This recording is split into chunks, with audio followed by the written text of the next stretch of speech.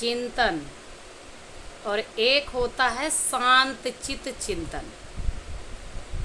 चिंतन तो सब करत हैं, लेकिन जब आप सिर्फ चिंतन करत हैं तो सही बताई ना, समस्या और बीमारी केवल बढ़त है, घटत ना है।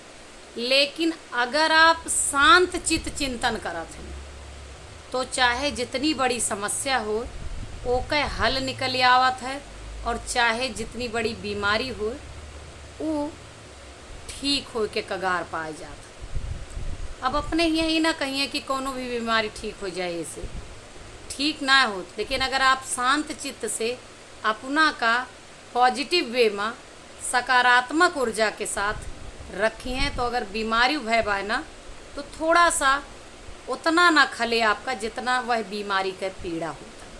लेकिन चिंतन का होता है, कहा जाता है कि अगर आप कोनो विषय पर चिंतन करत हाँ तो शांत चित्त चिंतन करें, हड़बड़ी वाला चिंतन ना है। अरे एक सोच अच्छा यस कैली थी सोचे, हाँ कोनो विषय का लें तो पर शांत चित्त चिंतन करें, समस्या का हल जरूर मिले। हम यही विषय में आपका एक कहानी सुनाई थी, सुने। एक राजा रहा, वो काव बनवाइस बहुत बड़ा महल, और महल के बहुत बड़ा गेट बनवाइस। गेट पर एक गणित के सूत्र लिखवा देस कि वो सूत्र सॉल्व जे करे, हल करे, वह यह महल के अंदर में प्रवेश करे। अब देश विदेश में ई ढिढोरा पिटवाए दे राजा जी कि चाहे जे भी आए और अगर गेट से प्रवेश करे यह सूत्र का हल करके तब ओका प्रवेश मिले, जब ई सूत्र हल करे। और जब प्रवेश कैले तो हम ओका अपन उत्तराधिकारी घोषित कर दे। बड़े बड़े विद्वान आए, देसी विदेशी नगर के जे दूसरे नगर के रहे वो आय के हार के सब चला गए, वह सूत्र का क्यों हल ना कर पाइस। गांव का एक शांतचित्त लड़का रहा, वो आइस खड़ा भाग गेट पर देखिस, ओकरे पास कुछ ना रहा है खाएगा। वो सोचिस आज थोड़ा मेहनत करी, दिमाग से सोची हो सकता है कि हम कल के राजा हो जाए। खड़ा भा काहे से, राजा जी तो घोषित कह रहे हैं कि उत्तराधिकारी बनाए देवे। खड़ा भा सूत्र का ध्यान से देखिस, फिर दिमाग का अपने शांत किस, विवेक बुद्धि शांत करके शांत चित्त चिंतन किस। कैसे एक बात बतावा, पढ़े लिखे हम बहुत, लेकिन ऐसा सूत्र हम कभो ना देखे।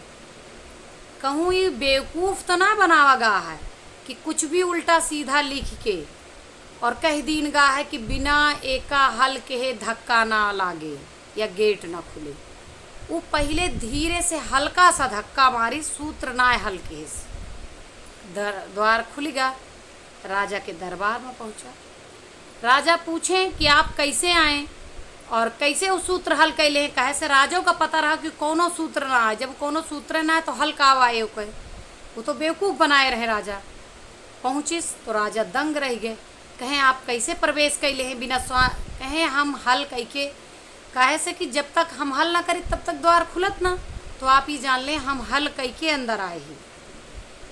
और कहें कैसे काव का सल्यूशन निकाला। कहें हम महाराज शांत चित्त चिंतन कहने, अपने दिमाग का शांत करके खड़ा हो के सोचें कि कहूँ ये बेवकूफ़ तो ना बनवावा गा है।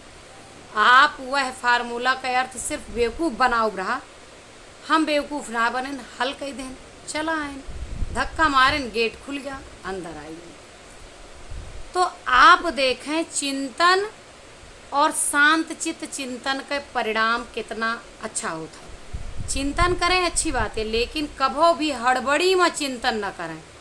जब भी कोनो समस्या का, कोनो भी बीमारी का, कोनो भी प्रॉब्लम का अगर सॉल्यूशन निकालत हाँ तो शांत चित्त चिंतन करें।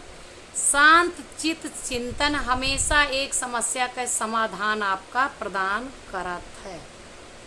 आपका हमारी वीडियो कैसी लगी कमेंट के माध्यम से बताई है, और आप सबका कविता तिवारी का प्रणाम।